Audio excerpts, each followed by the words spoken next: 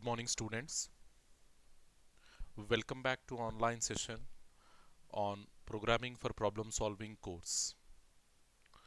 In our previous session, we started your first unit, the first chapter, that is Introduction to Programming. We basically discussed how a computer system can be defined and what internal components it is going to have. We just started the discussion in our previous session, and in today's session we'll continue that same concept and we try to conclude in today's session, hopefully.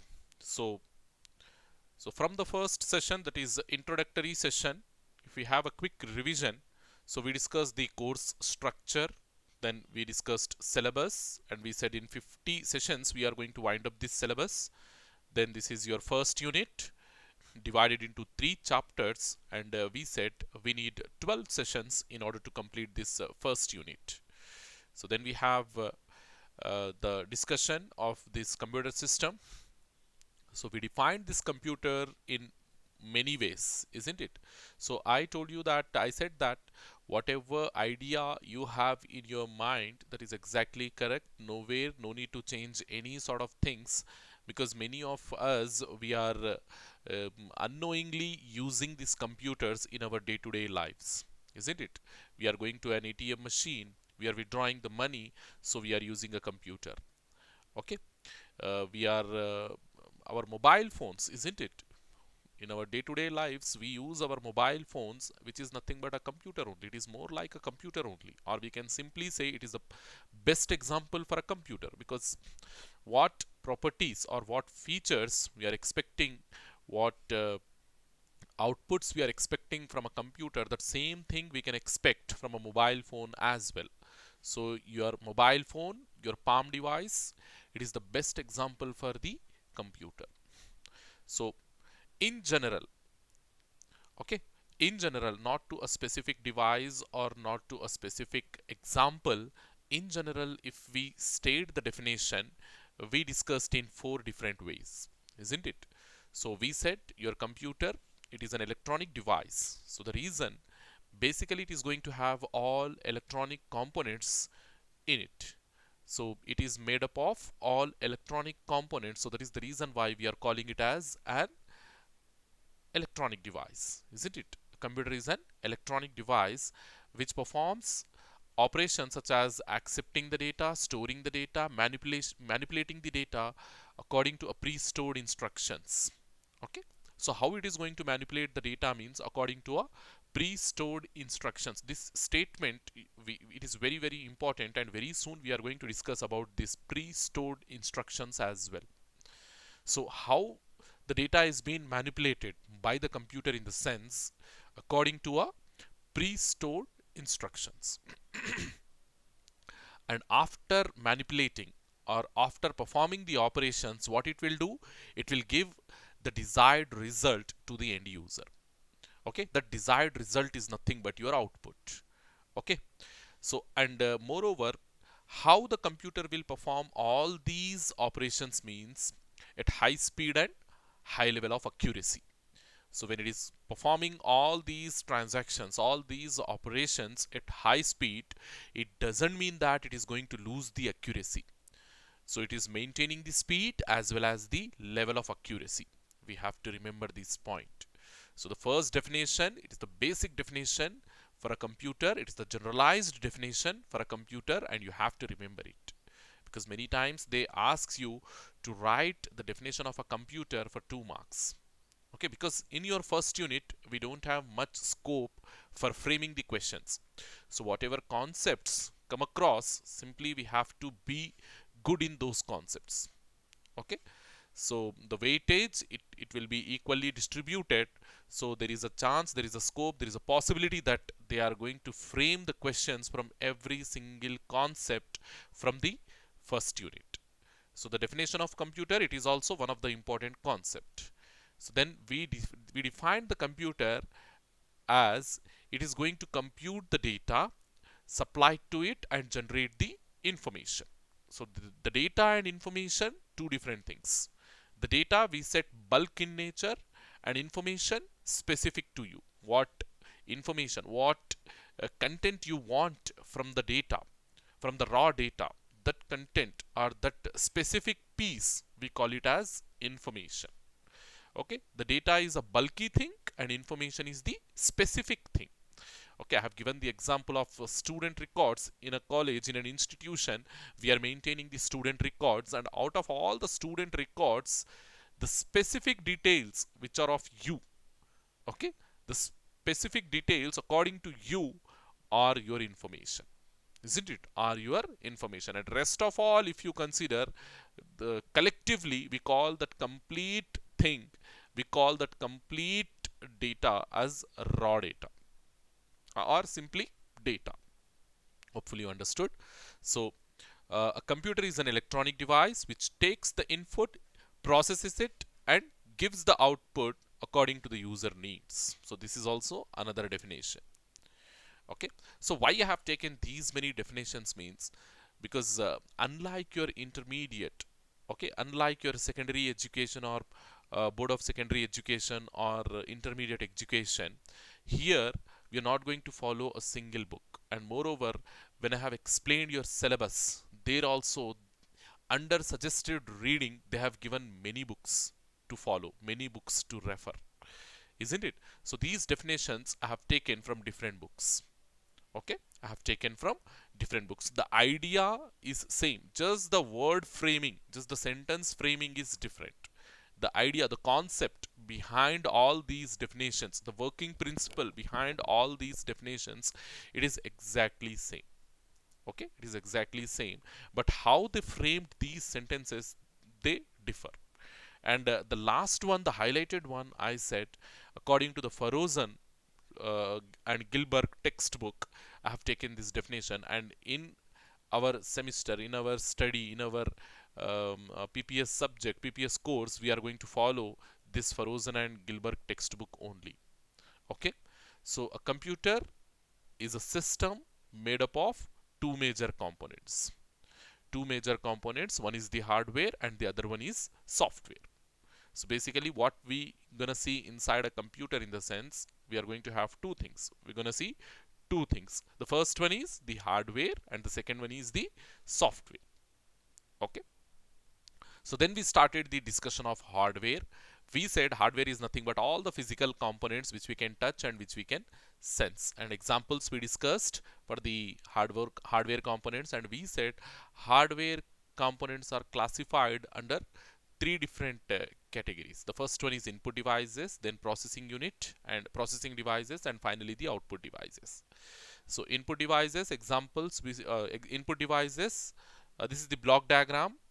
Then input devices, to give the input to your computer or to enter the data into your computer, we are using input devices. Examples, many different input devices we discussed, like keyboard, mouse, scanner, microphone, camera, all these are the examples for input devices. Similarly, output devices, and here in all these input devices, yeah, among all these input devices, one particular device we call it as standard input, that is nothing but your keyboard. This particular keyboard we call it as standard input. Okay, standard input. So the reason, it is very simple. Why we call keyboard as standard input? The reason is very simple, because this is the minimum input device that we need in order to work with a general purpose computer. In order to work with the general purpose computer. Without the mouse also we can work, but without the keyboard it is highly impossible. Without the keyboard it is highly impossible to interact with your computer, and if you don't interact with your computer is of useless thing, isn't it? By interacting only we are getting some sort of information, some sort of output from the computer, isn't it? So if there is no interaction with your computer device, if there is no interaction with your computer, it is of useless thing. So basically, in order to have that minimum level of interaction, we definitely need this keyboard. So that is the reason why we call this keyboard as standard input device. We call this keyboard as standard input device. So in a similar way, output devices, why we use? To get the output from the computer. in order to retrieve the output from the computer, in order to see, check, okay, the output from a computer, we use output devices. Okay, how many output devices? Plenty of output devices we have, like your monitor, printer, speakers, and all. Okay, so among all these output device examples, we consider the monitor as the standard output device. What is the monitor? It is the standard output. Here only I have written standard output. Okay, display or standard output. The reason why we call this monitor as standard output means, yeah, again, here also the same thing, standard output. Why we call this monitor as standard output means because without this monitor, again, your computer will become a useless thing. If you are unable to see the output from the computer, okay, how you are going to make use of the computer hardware, isn't it?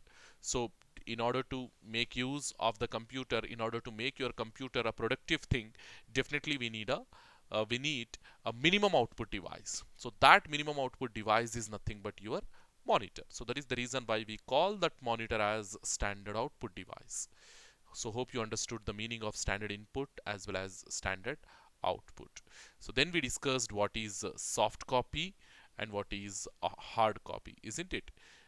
Soft copy, hard copy, in our last session only we discussed. Then processing units, okay, inside the CPU. CPU basically it is responsible for executing all your instructions.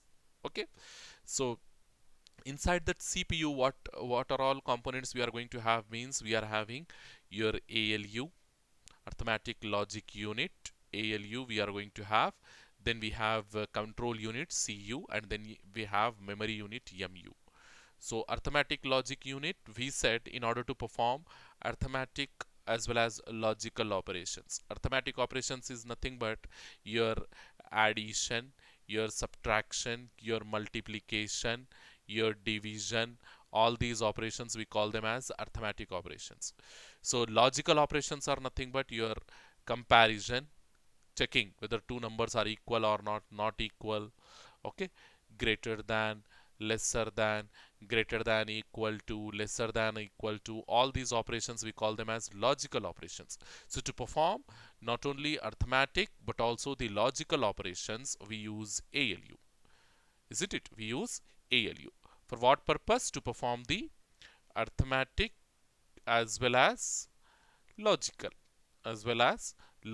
operations, we use ALU. That is the reason why we call this particular unit as arithmetic and logic unit.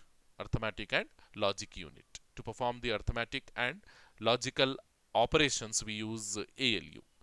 Then why we use control unit? See, this control unit, we said it is the master unit inside your computer, and is going to have the full control of all the hardware components inside your computer, isn't it? Similar to our brain, isn't it? Inside our brain we are going to have a system, isn't it? A nerve system. So basically what it will do, so it will control all our body parts. So in that similar way, this CU is going to control unit is going to control all the physical components, all the hardware components of your computer. Okay, so how it is going to control all those things means simply by sending the signals and receiving the signals. It will send some signals, some sort of signals, some sort of electrical signals to the devices, to wake up those devices or to get the functionality from those devices. It basically sends that kind of signals. So that is the control unit. Then we discussed memory unit. So memory unit, it is the storage. For storage purpose, we generally use this memory unit uh, to store the data inside your computer. Basically where we are storing means inside these memory units only we are going to store. Okay, so the memory unit is classified. It is classified into two types. Memory units are classified into two types. They are volatile memory and non-volatile memory. So these two terms are very, very, very important. What is volatile memory and as well as what is non-volatile memory. In your previous year question papers, I have seen a 2 marks question which is asking the difference between these two. Okay, so it is a 2 marks question. Difference between volatile and non-volatile memory. It is a 2 marks question. So you have to be prepared for this one. You have to be prepared for this one. So quickly we see what is volatile memory and as well as what is non-volatile memory. The concept is very simple. So whatever data you are storing inside a particular memory type, okay, inside a particular memory type, if the power to that memory type is going off, or if we are simply removing the power from that device, from that memory device, the data what you have stored, it will not remain there. It will be erased. You will lose the data from that memory device. So if your memory device is having such a behavior, if your memory device is showing such a behavior, then we call it as a volatile memory type device. So the concept is very simple. If power is going down, data will be lost. Whatever data you stored in that particular device, that will be lost. Okay. So here, volatile memory, it is a memory type whose content are nothing but information present in these type of memory devices, whose content will be deleted. Okay, it is a memory type whose content will be deleted as soon as the power is switched off. As soon as the power is switched off. So suppose if you are storing the data in that device, okay, and you're turning off the power to it, and what you are doing, you're turning off the power, you are removing the power to that device. So ultimately what will happen, the data will be deleted, the data will be lost. So if your device is of such type, we call such device as volatile memory. We call such device as volatile memory. Then we have non-volatile memory, exactly opposite to it. These two things are exactly opposite to one and other. So whatever property these volatile memory devices are exhibiting, yeah, your non-volatile memory units, your non-volatile memory devices will exhibit exactly opposite property. Opposite property means even if you turn off the power, even if you switch off the power, even if you remove the power from these devices, the data will not be lost. The data will remain permanent. Okay, the data will remain intact, we can say, without any change. The data will remain intact. So if your memory device is exhibiting this type of property, we call it as non-volatile memory. Hopefully you understood the difference. So the power plays the vital role over here. If you are removing the power inside volatile memory, the data will be lost. The data will be deleted. But inside non-volatile memory, the data will remain permanent. The data will remain permanent, or it will not be deleted. The data will not be deleted. So here if you see the definition, non-volatile memory devices. See, whatever terminology we are using, as I said in my previous session as well, it is of very, very, very important. So if you're losing a class, if you're losing a session, you have to, what we call, it will cost you a lot in our coming future classes. You will not understand anything, as all these sessions, they are interrelated to one and another. So first session, whatever we discussed, definitely if you don't attend the first session, you will not understand the second session. So simply don't think that after few sessions I can join and I can have the knowledge of this PPS subject. And this PPS, as it is the first time subject to you people, you already had your electronics, you already had your physics, you already had your chemistry, you already had your mathematics. So some kind of basic knowledge you already have at your secondary as well as your elementary level.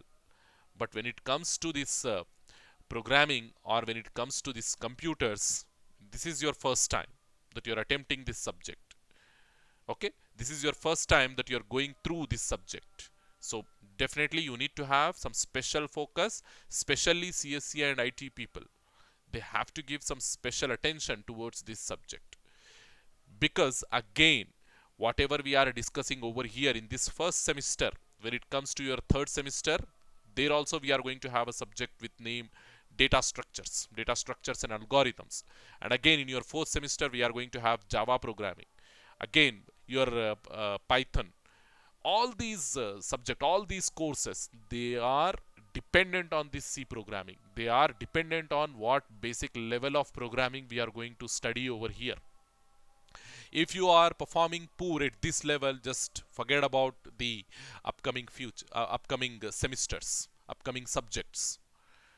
So that is the reason why give some more time, pay some more attention, and whatever I'm explaining, the terminology, the concepts, the programming stuff, if you're not understanding any single point, any single thing, every weekend we are going to have a session. I think on Wednesday we have a doubt clarification session, an online session. Join in that online session. It is compulsory for all. Even if you are understanding or if you are not understanding, it is compulsory for all. You have to join that session and you have to clarify your doubts. Hopefully you will do it, and as well as I suggest all the students to write down the notes. This is very very important. Okay, you have to write down the notes. Sir, we have the videos, you are providing the material, we have the PPTs. Still, why we have to write the running notes? Because sometimes whatever you write on a paper, when you are listening to something and you are writing on a paper, it will fix in your mind. Okay, it will directly go into your mind. So writing once, it is something like listening 10 times. You just write down this stuff. You just uh, try to understand this stuff. Writing once on a paper, it is something like listening 10 times. Okay, so whatever concept I'm explaining through this class, maybe sometimes after some time you may forget, but if you write it on a paper and if you keep it with you, means uh, yeah, uh, it will serve you as a reference in future. If you want to check what topics we have discussed, you can quickly go through that running notes and you can clarify the stuff for you. Hopefully you understood. So the next thing, non-volatile memory, and we said non-volatile memory is nothing but it is the permanent memory. Okay, changing the power, that is nothing but removing the power. On switching off the power to this non-volatile memory, it is not going to affect the content of that memory type.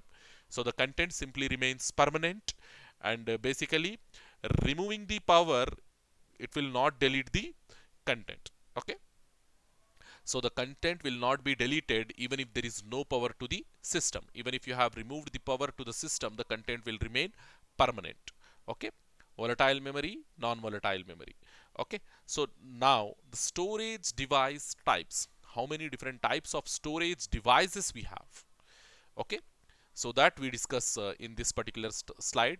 See, first we discussed hardware components, input devices, then we discussed output devices. Now we are discussing about processing devices. Under processing devices, we covered ALU, we covered CU, and then we are discussing about memory unit, MU. And inside memory unit, we said there are two types of memories, volatile, non-volatile. And after that memory types, we have to discuss storage device types. This will also comes under that memory unit only. This will also comes under that memory unit only.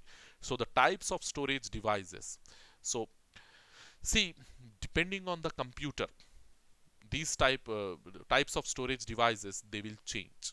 So suppose if you are using a mobile phone, its what we call its storage devices are different, and if you are using a laptop, its storage devices are different, and if you are using a desktop, again its storage devices are different.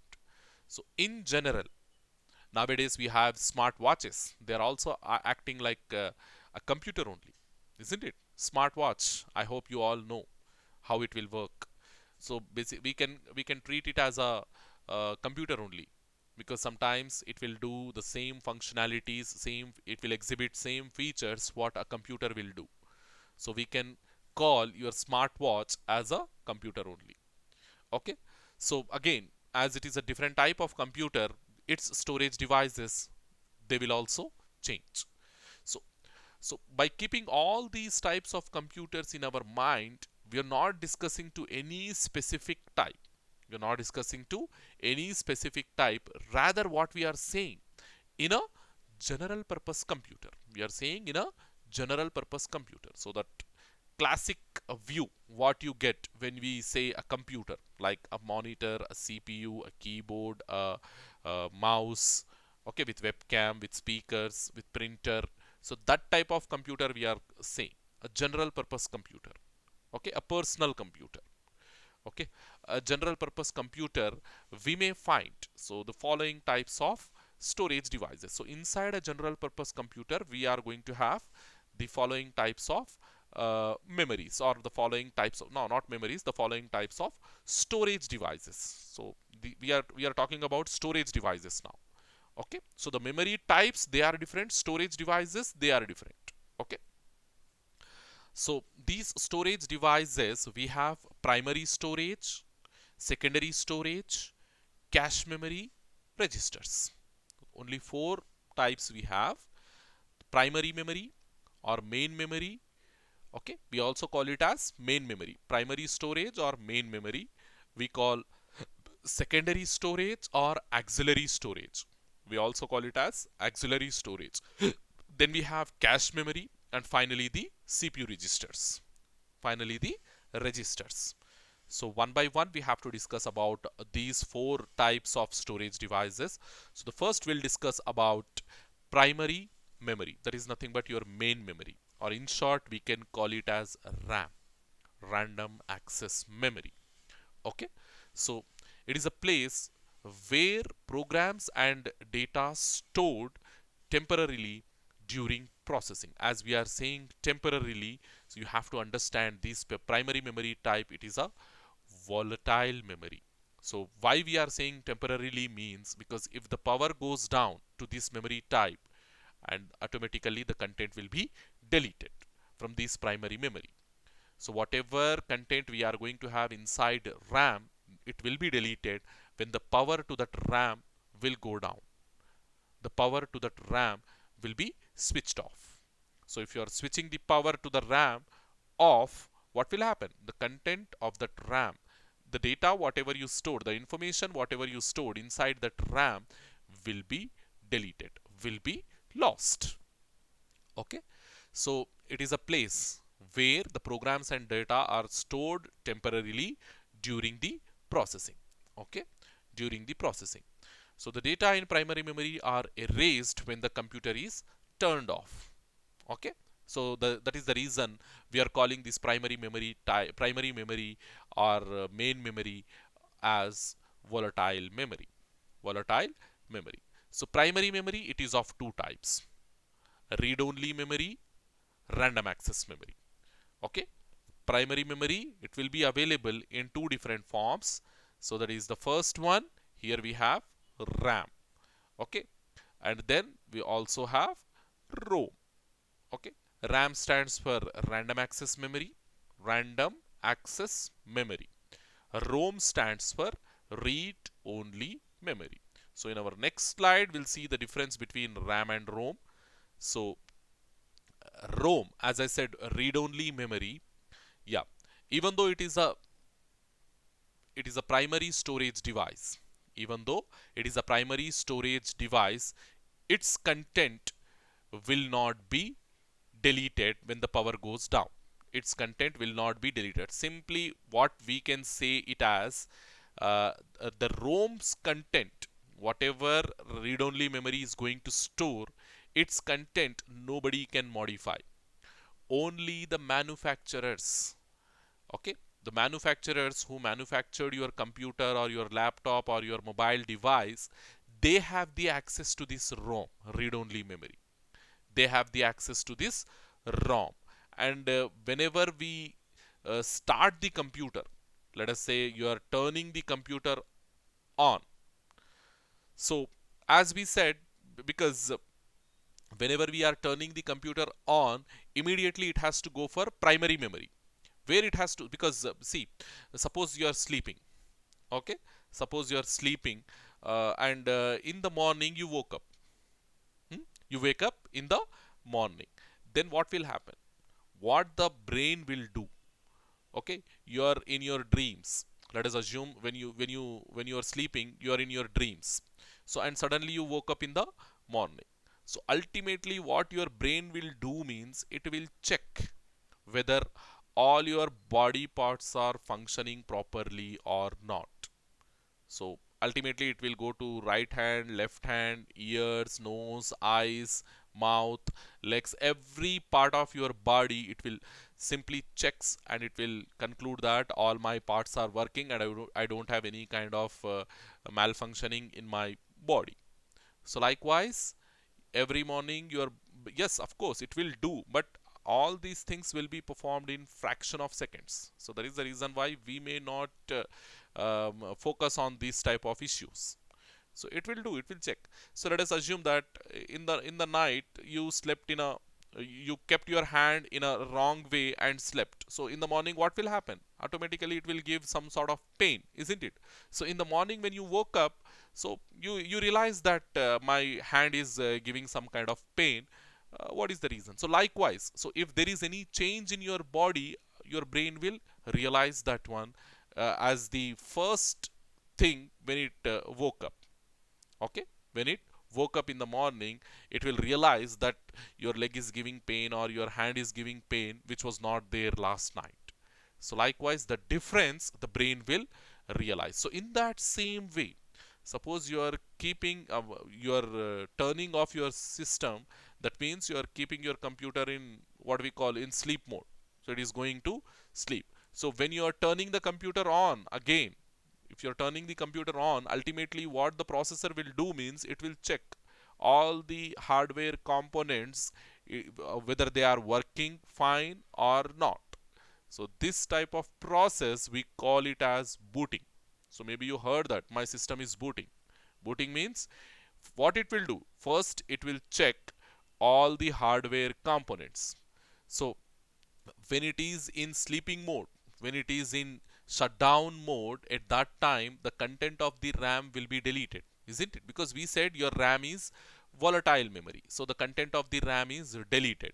So generally whenever your computer is in on condition, it is having the direct access only to that RAM. Whatever RAM is instructing to the computer, only that thing the computer will do.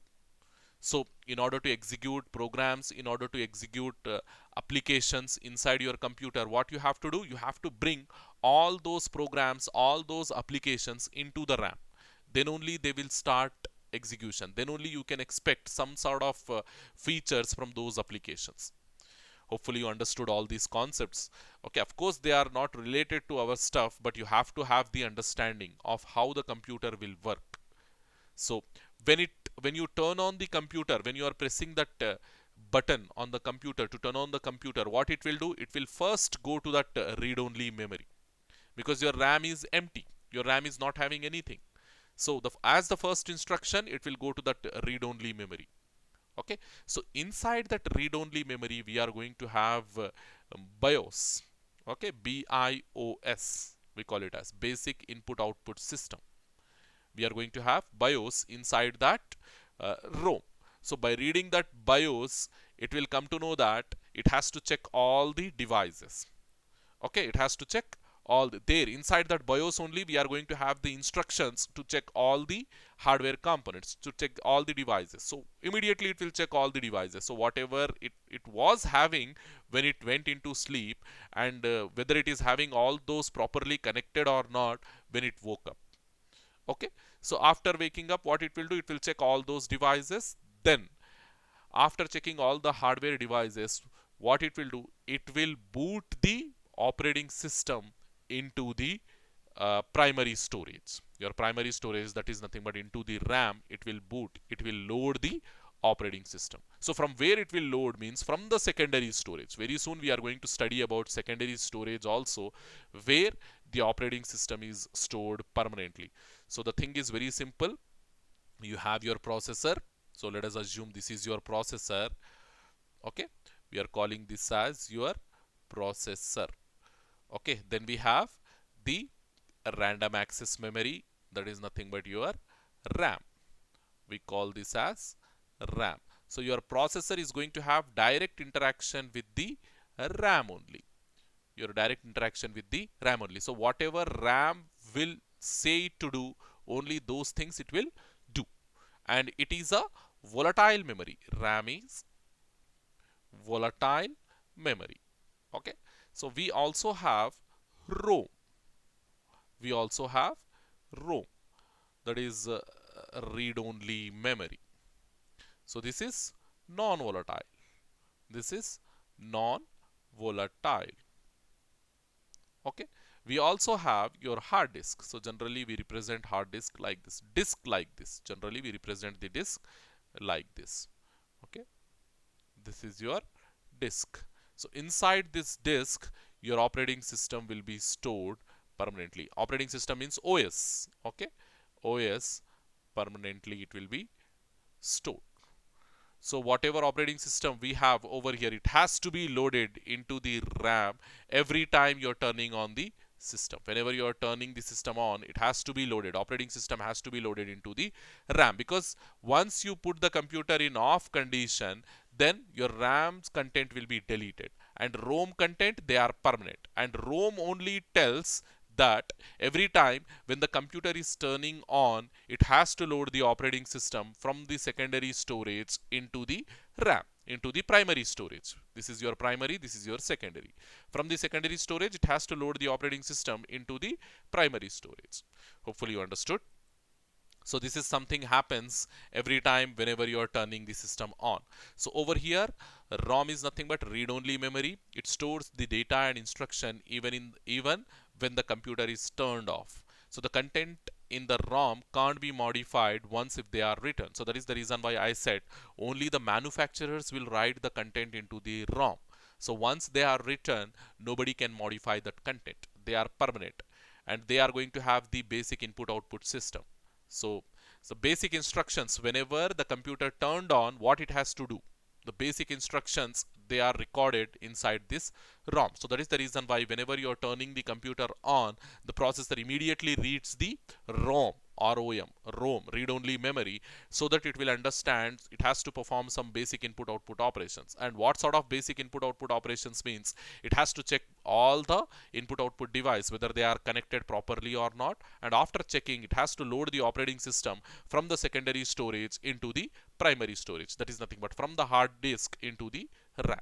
So once the operating system is loaded, means now the attention of the processor is shifted from the ROM to RAM, because now RAM is having operating system. So now it will do all the operations according to the operating system.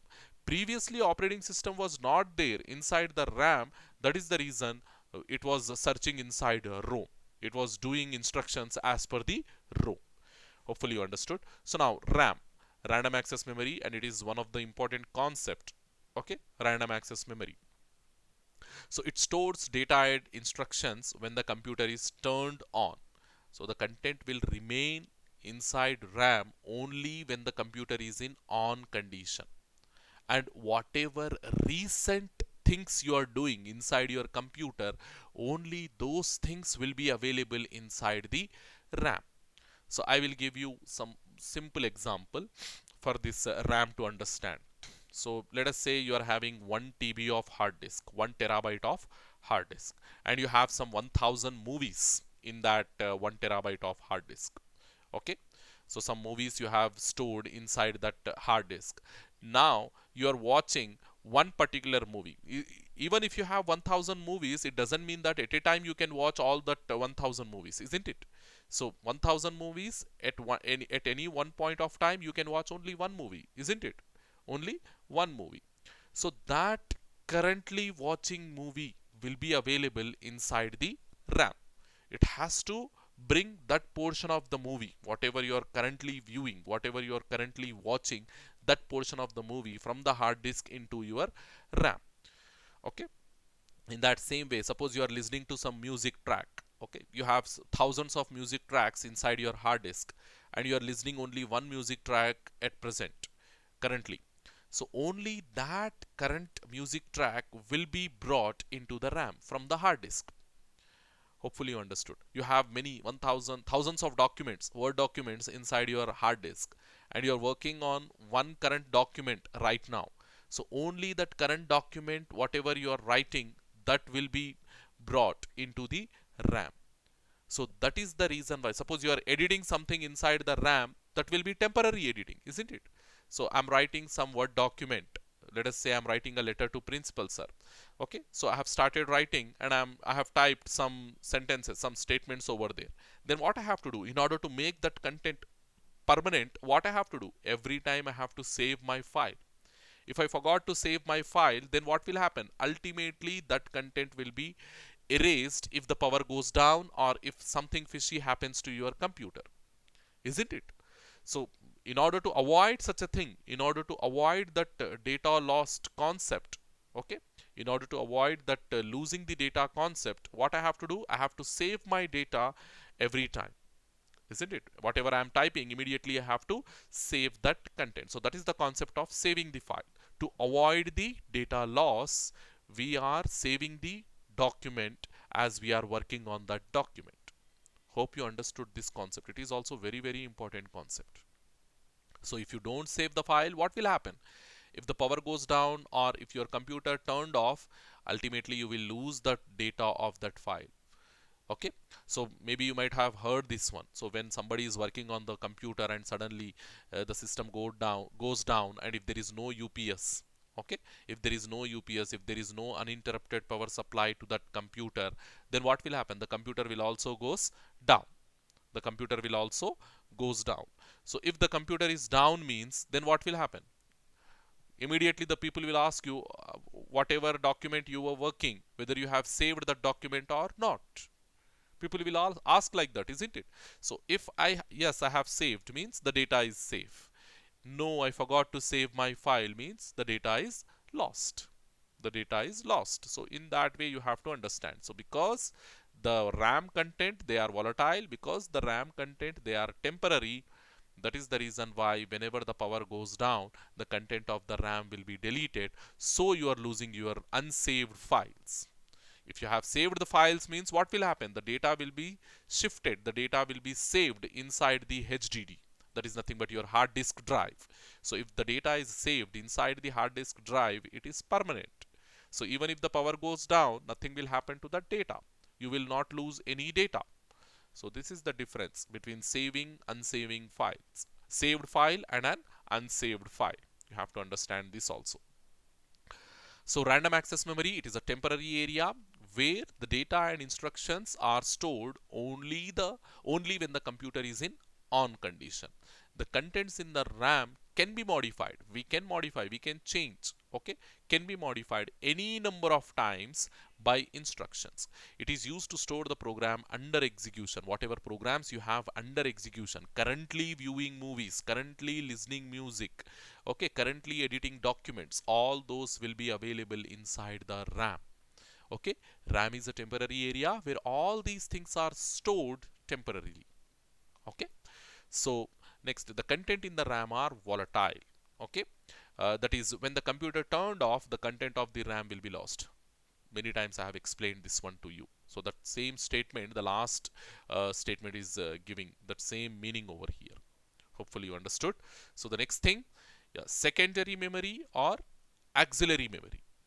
Okay, the content of these memory device will remain permanent. The content of this auxiliary memory or secondary memory, they are permanent, and your computer will not have any direct access to this hard drive content, any direct access to this hard drive content. So something if you want to access from the hard drive, what you have to do, definitely you have to bring that content into the RAM. Then only you can access. Then only you can access, or then only you can get the functionality. Okay, so I have given many examples like storing the movies inside the hard drive, you cannot watch them, but in order to watch them you have to open that movie. Okay, by double clicking you are opening. When you are double clicking on that movie, what will happen? The content, the movie will be bring inside your RAM so that you can watch that movie. Hopefully you understood. So the content of these devices will remain permanent even when the computer is in turned off. Even when the computer is turned off, that is nothing but if it is in off condition, yeah, at that point also, at that time also, the content will not be deleted and it will remain permanent. The program and data remain in the secondary storage ready for the next time use. Yeah, even if you are turning off the computer, as the data is remaining permanent, as the data is not changing, so you can open the computer once again and you can reuse that content once again. Hope you understood. So then these secondary storage devices, they are of two types: magnetic storage devices and optical storage devices. Magnetic storage devices are nothing but your floppy disks. Nobody is using nowadays these floppy disks. And magnetic tapes are nothing but your audio cassettes. Previously, audio cassettes in tape recorders, we used to use these audio cassettes, isn't it? So something like that, magnetic tapes. They are also storage devices. We are storing the audio on that magnetic tapes. Okay. So hard disk, your hard disks are nothing but your yeah, inside a computer we are going to have these hard disks. Definitely we are going to demonstrate all these things once you come physically to the campus, or I will show you all these devices in my next class as well. What is RAM, what is ROM, what is cache memory, registers, CPU, processor, hard drive, optical drive, floppy drive, all these things we are going to see. Virtually I will show you the images, but in order to see these things physically, you have to come to the lab, or you have to come to the college. Okay.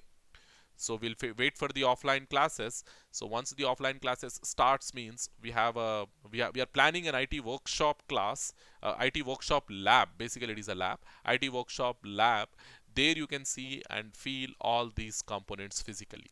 Okay, hopefully. So next is optical storage devices. Optical storage devices are nothing but we are going to use laser beams in order to read and write the data from a from and to an optical device. So optical devices are nothing but your CDs, okay, compact discs, and DVDs, digital versatile discs. Okay, your CDs or DVDs we are using uh, for as storage devices. And how we are going to read and how we are going to write the data on CDs and DVDs means basically we are going to use the laser beams. We are using the laser beams in order to read and in order to write the data to and from optical storage devices. Okay, hopefully you understood these things. Primary storage devices, we have two different things: read-only memory, random access memory. Read-only memory, the permanent stuff, and it will act like a basic storage, basic primary device. Whenever the computer turned on, the processor immediately goes and checks the ROM, because your RAM is not going to have anything. Okay, that is the reason why what instructions it has to perform, because it is your processor is always do many things, but it has to uh, it will do only according to the instructions. Whatever instructions we are giving it to it, only according to those instructions it will do. Without instructions it will not do anything. Without instructions it will not do anything. And nowadays, even to make your computer so that it will work even without the instructions, we are going for that artificial intelligence concept. So the concept is very simple. What is artificial intelligence? In the sense, because your processor, your computer is always in need of human instructions. To do something, it is always in need of human instructions. So that human instructions we are giving by using input devices to it. So these artificial intelligence devices, what they will do means, even without the human intervention, they will process the stuff for human beings. So that is the difference between general purpose computers and artificial intelligent devices. So it is a very advanced concept when we are talking about artificial intelligence devices. It is a very advanced concept, and it is a domain, we can say. It is an area of study. Okay, maybe in your third year, fourth year, you can start up this artificial intelligence stuff, and you can become master in your final year, or after the final year also you can um, be active in this particular domain, and you can complete this with a mastery, hopefully. And artificial intelligence, it is also one of the trending domain, I can say, in the market. And if you have some good knowledge in this artificial intelligence, they will take you like hotcakes. The organizations or the companies, MNCs, they will take you like hotcakes. Okay, hopefully you understood the difference, the importance of going in such advanced concepts. Okay, so for all those things, the basis is this C programming. The basis is this C programming. So first you try to focus on the academics. Not only academics, you have to do some extracurricular, that add-on courses, bridge courses, whatever we are giving, that club activities, whatever we are giving, you have to fulfill all those things along with the academics. Okay, so we discussed magnetic storage, optical storage inside secondary memory. Then we have yeah, other forms like cache memory and CPU registers. Cache memory, it will act like an interface between your CPU and the random access memory. Between CPU and random access memory, we have this cache memory, and it is a faster memory when compared to RAM. Okay, faster memory when compared to RAM, and it is also volatile memory, so the content will be lost. Okay, and we are maintaining this cache memory in smaller amounts because it is faster and it is costlier. As the speed of the memory increases, automatically what will happen? The cost will also increase. Maybe you might have heard about that micro SD cards, isn't it? SanDisk and Transcend, different companies, different brands, they will provide the micro SD cards, okay, memory cards to your mobile phones. If they are faster, means what will happen? The cost will also increase. Okay, the ultra fast memory cards we have from SanDisk, and they are very costlier when compared to the normal memory cards. So that difference you have to understand. When the memory speed increases, automatically what will happen? The cost will also increase.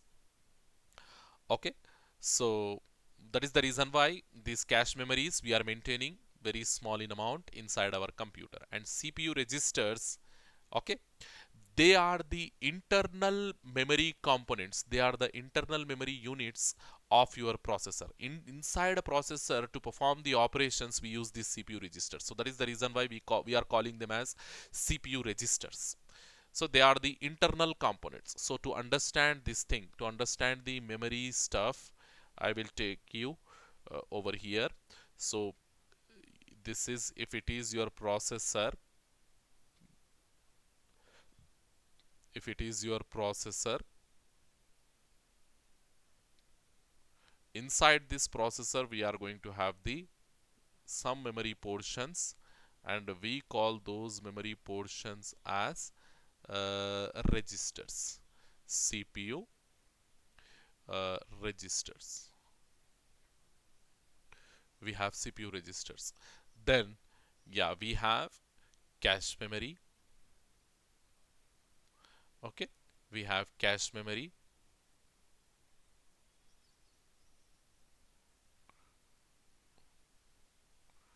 Okay, then we also have like random access memory, that is nothing but your RAM.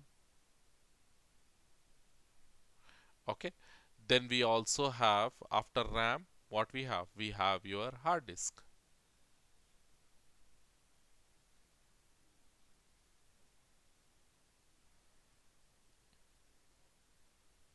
Okay, so we also have ROM, and it is a different concept. We also have ROM, it is a different concept. When the processor will interact with ROM, that you have to know.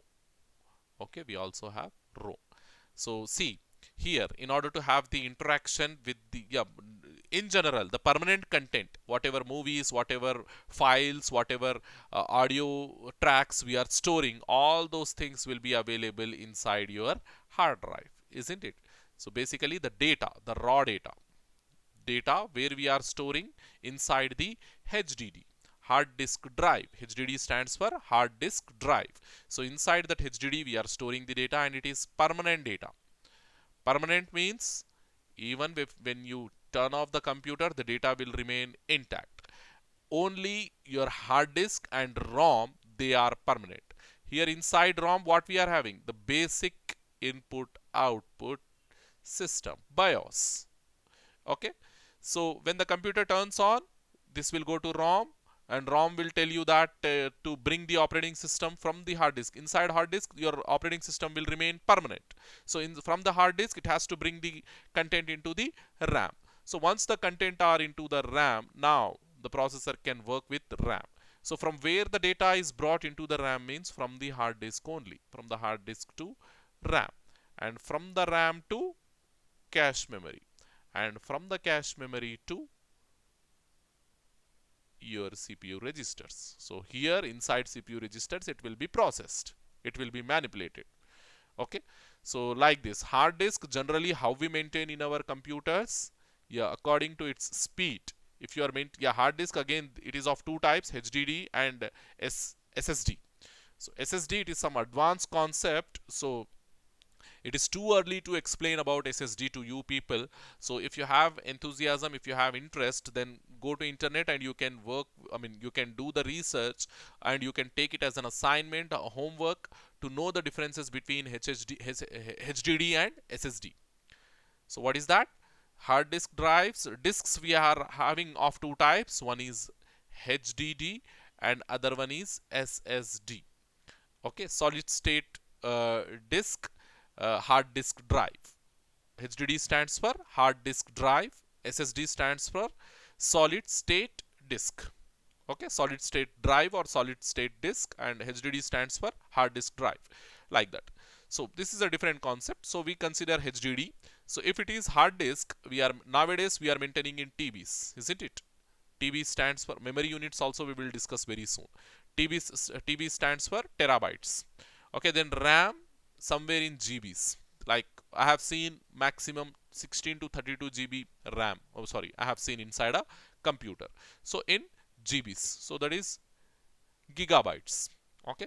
Then cache memory in MBs we maintain, megabytes. Okay. Then this registers, CPU registers we maintain in KBs, kilobytes.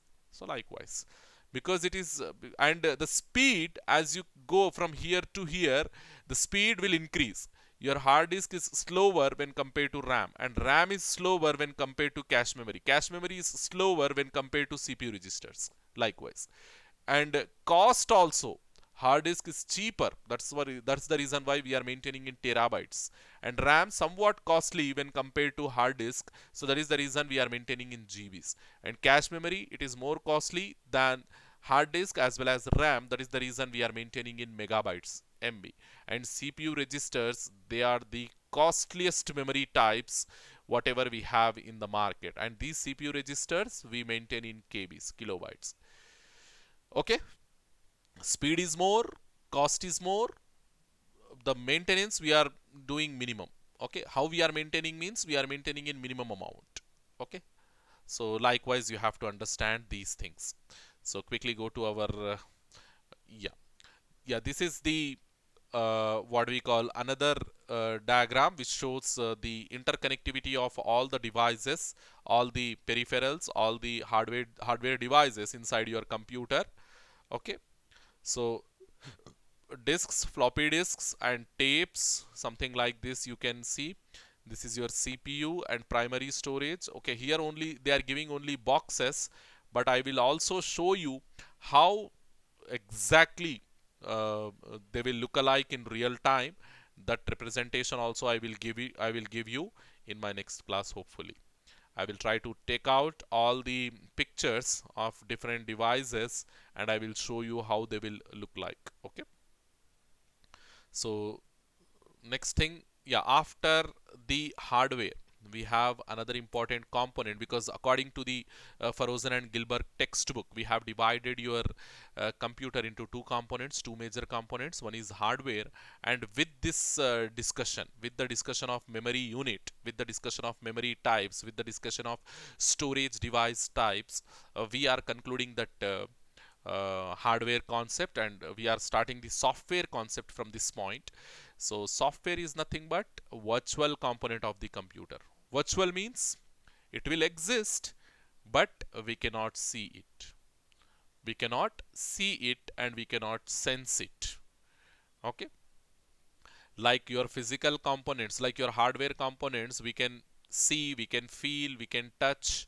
All those things we can't do with this software. So that is the reason why we are calling your software as a virtual component, a virtual component of the computer. So basically, what exactly is a software?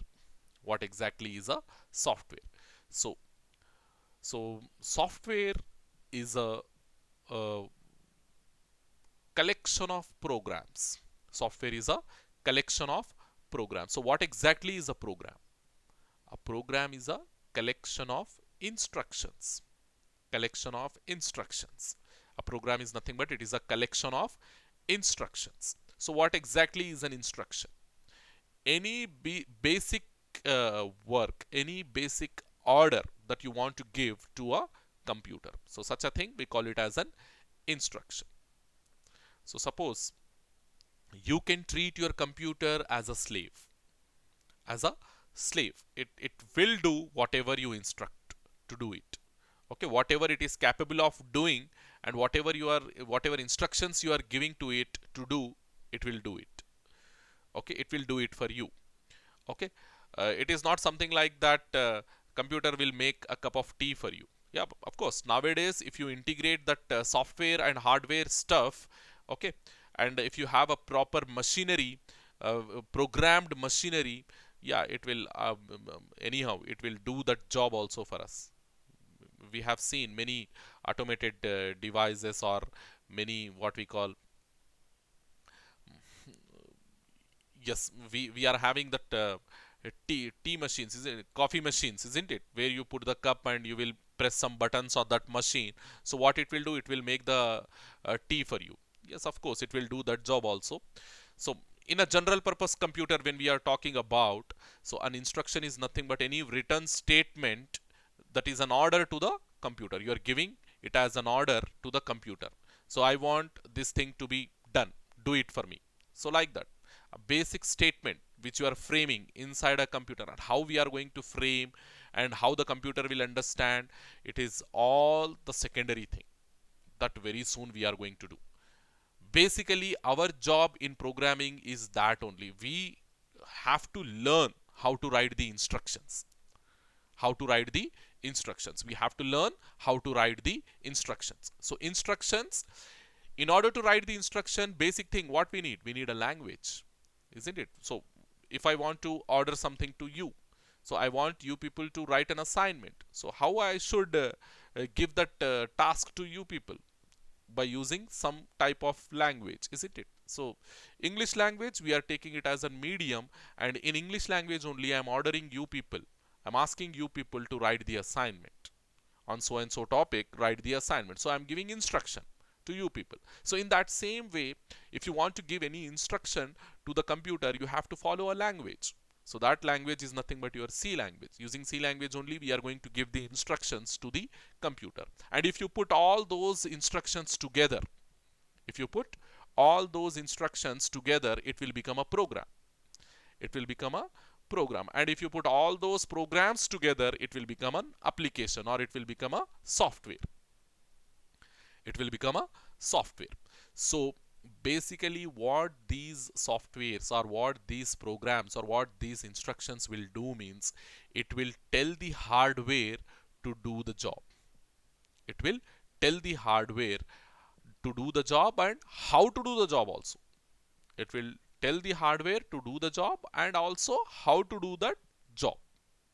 Okay, so these instructions need to be written in any programming language that the computer can understand. So in our case, we use C language, C programming language, and we will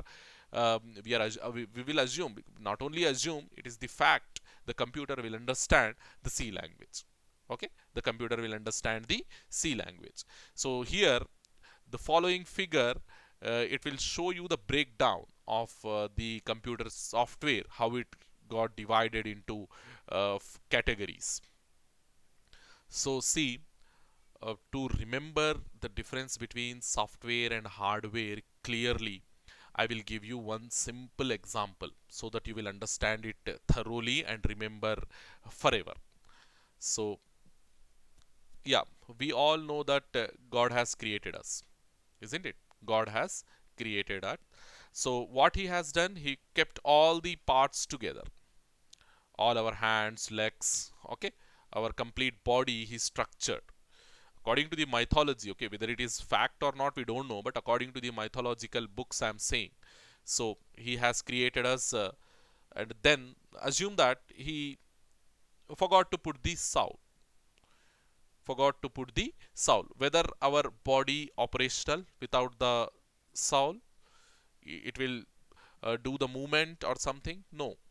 So like in that same way, you have assembled all the computer hardware components together and you have given a shape to the computer. Without the software, it will not do anything for you.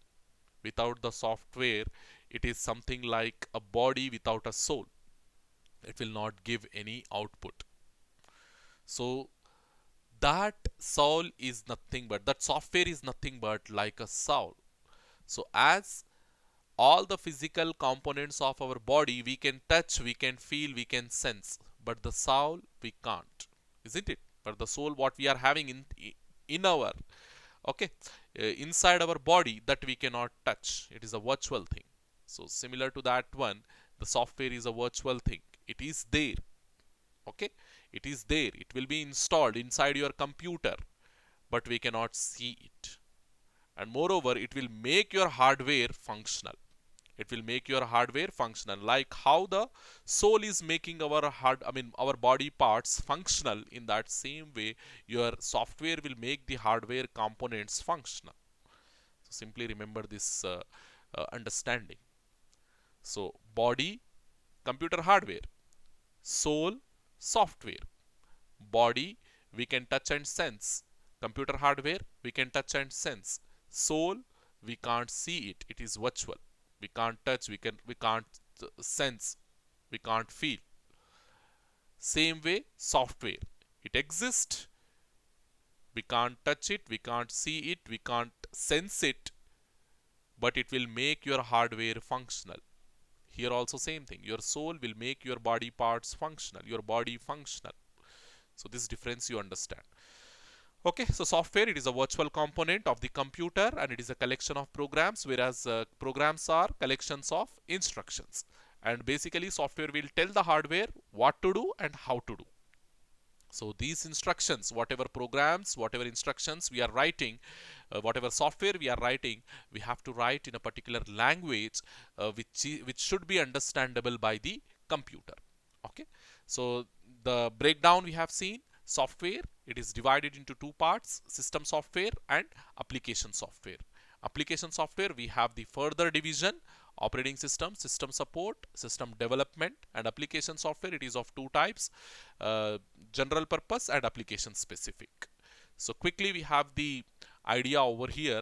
System software, yeah, generally what it will do means it, yeah, already I think we are running out of time. It is more than an hour now. So I will conclude this class over here, and software stuff we will discuss in our next class, hopefully. Okay, so from next class onwards we'll go a bit faster because we have to wind up this stuff in 6 sessions. Hopefully already it is my second session and I have taken so many stuff, so many things in between. That is the reason why it took very long. So hopefully in our next session we'll not do all these things. We'll directly stick to the point and we'll wind up the stuff, hopefully. So thank you very much, students.